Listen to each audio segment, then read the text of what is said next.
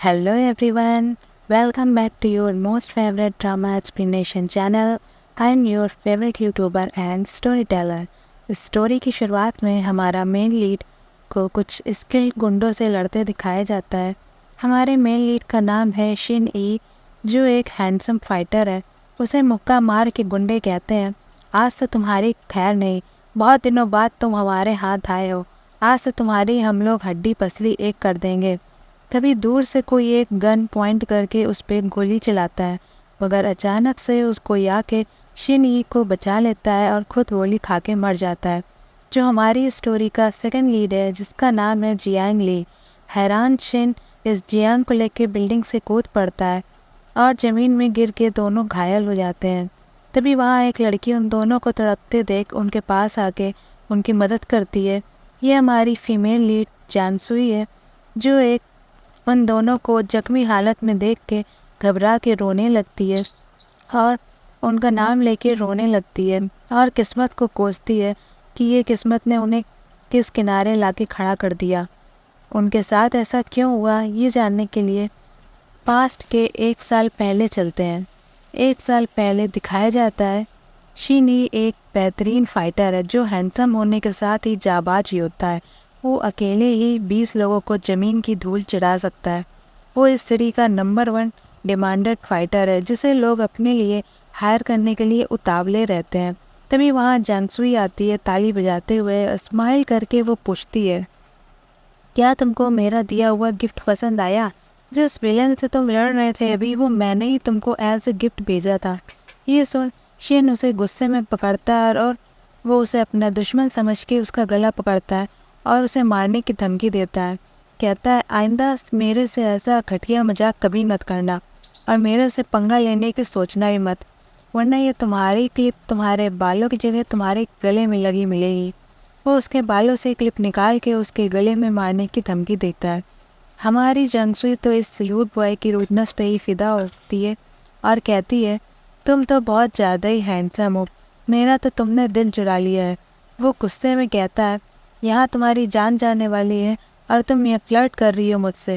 वो कहती है, मुझे मौत से डर नहीं लगता साहब, जब सामने इतना हैंडसम लड़का हो।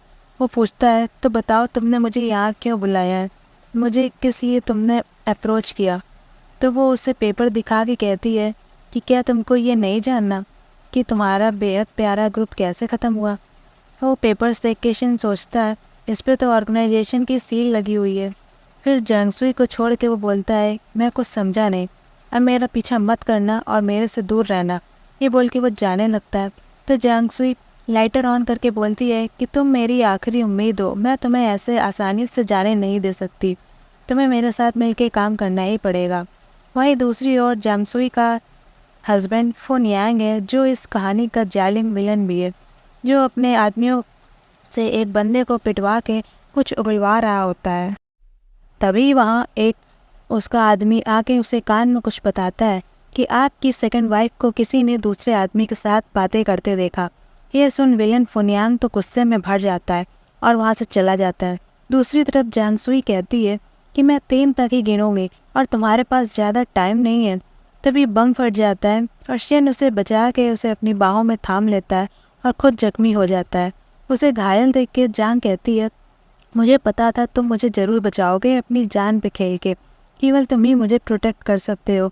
तो मेरे साथ काम करने की डील डन हुई। फिर वो कहता है कि तुम्हें बचाना मेरी तरफ से तुमको रिटर्न गिफ्ट है, और वो डील के लिए हाँ बोल देता है और उसका पर्सनल बॉडीगार्ड बनने के लिए मान जाता है। फिर जंग उसे अपने घर ले जाती है और ऑर्डर देती है कि अब से तुम केवल मेरे ही ऑर्डर्स मानोगे, जो भी मैं करने को बोलूँगी। तभी शिन उसे कोट उड़ा के कहता है कि तुम्हें ठंड लग सकती है, तुम्हें ठंड से बचाना भी मेरी ड्यूटी है। ये देख वो उसे प्यार भरी नज़रों से देखने लगती है। तभी वहाँ जियांग ली आ जाता है और दोनों को इतने करीब देख के वो कहता है, लगता है मैं गलत टाइम पे वापस आ गया। तो जांग कहती है, अरे तुम अब्रॉड से अपनी स्टडी पूरी करके वापस कब आए और मुझे बताया भी नहीं। वो उसे इग्नोर करके उस बॉडीगार्ड को ही खोलने लगता है। तभी वहाँ जांगसुई का हस्बैंड फुनयांग आ जाता है। तो उसे देख के जांग तो एकदम चुप होकर भोली भाली बन जाती है। तो जियांग ली पूछता है, इस नए आइटम को कहाँ से पकड़ के लाई हो, ये कौन से जंगल का जानवर है अब? तो शिन उसे अपना नाम बता के इंट्रोड्यूस करता है खुद को कि वो जांग का नया बॉडीगार्ड है। तो जियांग तो स्माइल करके कहता है, अच्छा मगर तुम तो शक्ल से एक नंबर के अकड़ू लगते हो। फ़ोन तो जंग से कहता है, तुम अभी अभी हॉस्पिटल से घर आई हो, तुमको रेस्ट करना चाहिए। बट तो तुम बाहर क्यों घूम रही थी, तुमको आराम की बहुत ज़रूरत है। ये बोल के वो उसका हाथ पकड़ के ले जाता है। ये देख के शिन को अच्छा नहीं लगता, मगर वो बेचारा कुछ कर भी नहीं सकता।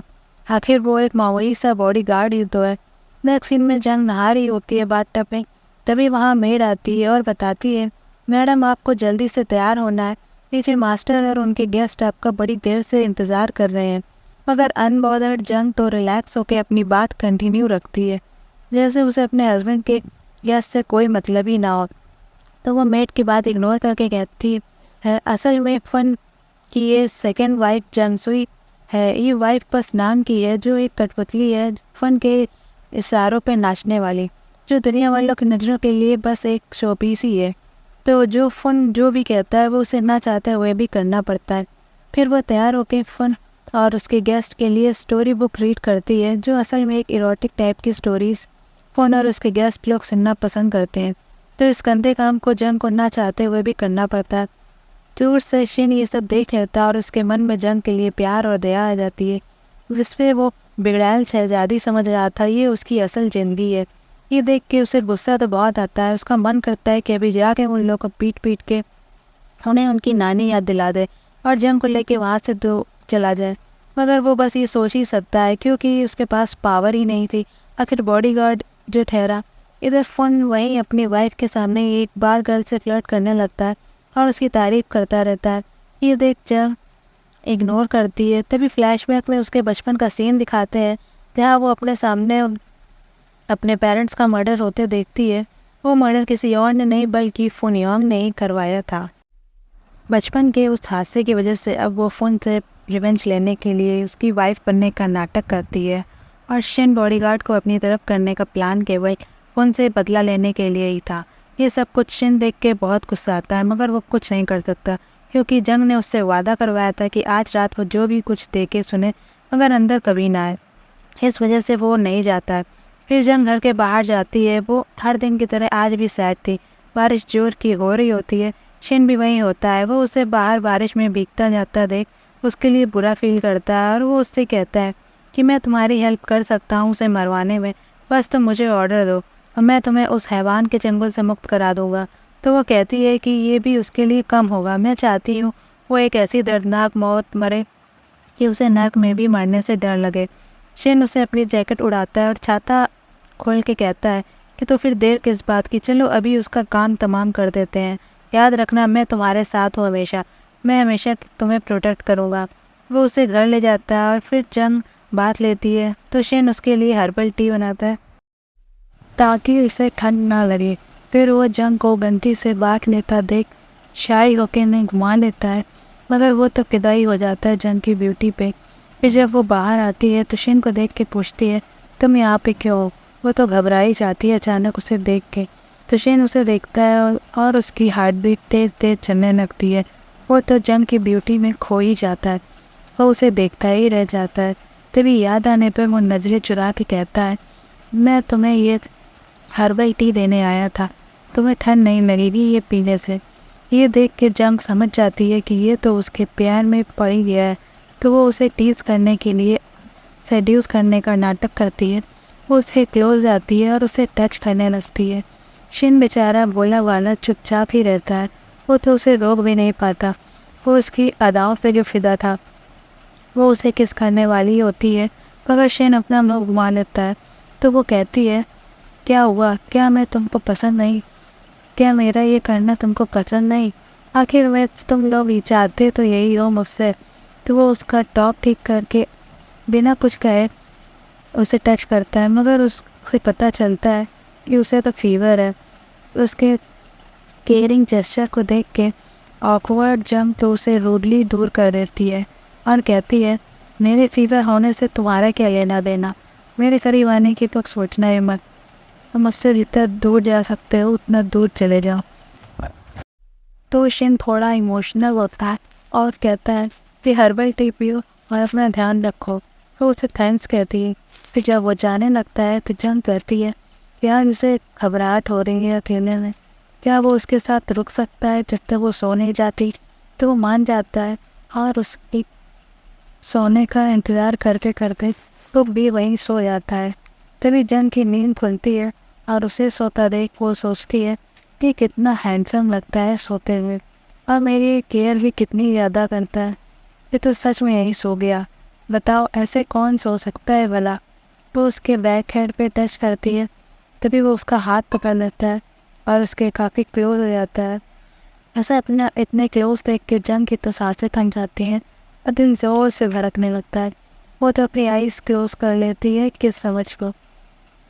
तो शेन स्माइल करके पूछता है कि क्या हुआ, तुमने आइस के बंद करी, क्या तुम मुझसे किस एक्सपेक्ट कर रही थी। ये बोल के वो हट जाता है।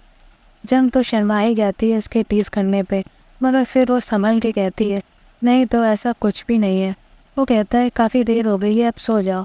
तो वो सो जाती है। फिर शेन अपने बचपन की यादें याद करता है कि जब वो छोटा था तो पैसों के लिए उसके पिता ने उसे बेच दिया था, क्योंकि उसके पिता एक नंबर के जुआरी थे। वो रोता ही रहता है मगर वो उसे ना बेचे, मगर उसके पिता उसे की एक भी नहीं सुनते हैं और उसे अजनबियों के हाथों बेच देते हैं। उसे जिन लोगों ने खरीदा था वो उसे गुलामों की तरह ट्रीट करते थे और ठंड में भी बाहर ही रखते थे। जब वो एक बार बाहर ठंड में बैठा था तभी वहाँ एक छोटी बच्ची आती है और उसे म्यूज़िक बॉक्स दे के कहती है ये तुम इस बॉक्स को रखो, इसमें जो हॉर्स है वो सारे बुरे लोगों को तुमसे दूर भगाएगा जो भी तुम्हें दुखी करते हैं। अब तुम अकेले नहीं हो, ये हॉर्स तुम्हें प्रोटेक्ट करेगा। तो सैड से तो वो लेने की बजाय उसे गुस्से में फेंक देता है और कहता है कि तुम्हारे जैसी अमीर शहजादी को क्या समझ आएगा मेरा दर्द। कोई बेवकूफ़ ही होगा जो इन फालतू बातों में यकीन करेगा। हम दफ़ा हो जाओ यहाँ से। वो उसकी बेइज्जती कर देता है वहीं पे। ये उसकी बुरी डांट से तो वो बच्ची रो के कहती है कि तुम तो सच में बहुत बुरे इंसान हो, और वो भाग के रोते रोते चली जाती है। वो छोटी बच्ची कोई और नहीं बल्कि जंग ही होती है। अब प्रेजेंट सीन में दिखाते हैं कि शिन को ये पता है वो छोटी बच्ची ही जंग है।